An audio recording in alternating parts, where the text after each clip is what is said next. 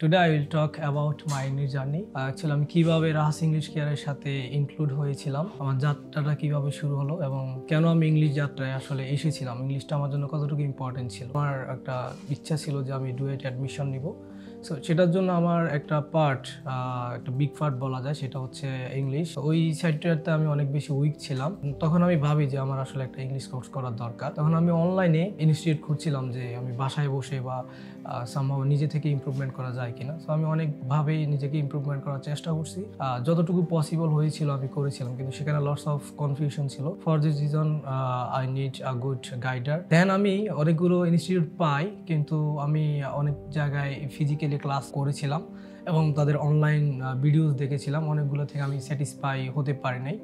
Scroll করতেছিলাম ফেসবুকে, তো সেখানে একটি ফেসবুক পেজ আমার সামনে আসে, রাহাস ইংলিশ কেয়ার নামে। তখন কিন্তু আমি রাহাস স্যারকে চিনতাম না ওইভাবে।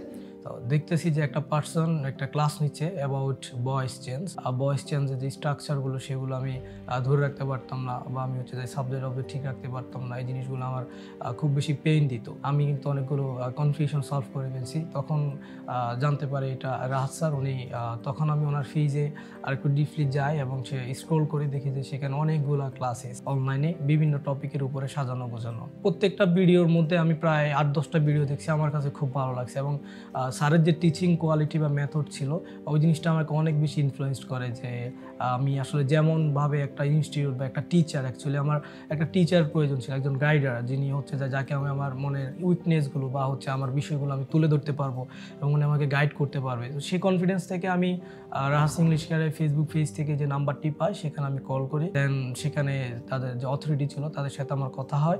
দেন আমি কথা বলতে চেয়েছিলাম ডিরেক্টলি রাহাস স্যারের সাথে এবং তারা আমাকে একটা মিটিং অ্যারেঞ্জ করে দেয়, একটা অ্যাপয়েন্টমেন্ট নিয়ে দেয়। দেন আমি স্যারের সাথে কথা বলি এবং স্যার যে খুব ফ্র্যাঙ্কলি, আসলে আমি এটা ভাবতেও পারি নাই। দেন আমি ওনার থেকে একটা আত্মবিশ্বাস পাই এবং তিনি আমাকে আশ্বস্ত করে যে তুমি আসো, আমি তোমাকে সর্বাত্মক হেল্প করবো। দেন আমি ঢাকায় মুভ করি এবং স্যারের সাথে সরাসরি দেখা করি।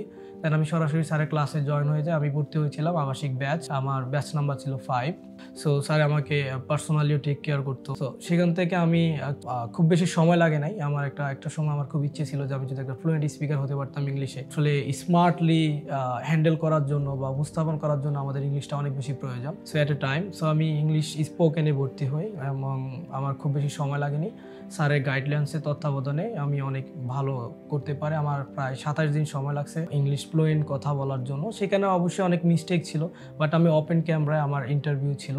সো ওই যে একটা কনফিডেন্স আমি স্যার থেকে পাইলাম, গাইডলাইন্স পেলাম, যেটা আমাকে আসলে অনেক বেশি ইনফ্লুয়েন্স করে। So after 3 months completing my English spoken journey, যে যত উইক স্টুডেন্টে হোক, আমি দেখছি না, আমার এক্সপিরিয়েন্স থেকে আমি বলছি যে যত উইক স্টুডেন্টে হোক স্যারে তারা সর্বোচ্চ দেয় এবং রাহাস ইংলিশের যে টিচার প্যানেল আছে তারা সর্বোচ্চ দেয় ওই স্টুডেন্টকে অনেক ভালো করার জন্য। তো আমি আইএলটিএস জার্নিটাও এখানে শেষ করি এবং আইএলটিএস জার্নি শেষ করার পর দেন স্যার আমার এডুকেশন কোয়ালিফিকেশান চেক করে। তো আমি অন্য সাবজেক্টগুলোতে দিতে অভ্যস্ত ছিলাম, কিন্তু ইংলিশ আমার জন্য অনেকটাই নতুন ছিল। জাস্ট আমার একটা এক্সপিরিয়েন্স ছিল টিচিংয়ে।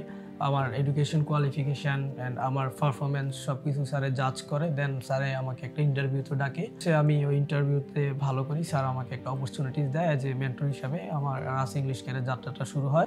স্টুডেন্ট থেকে আমার এটা হচ্ছে মেন্টর হওয়ার গল্প।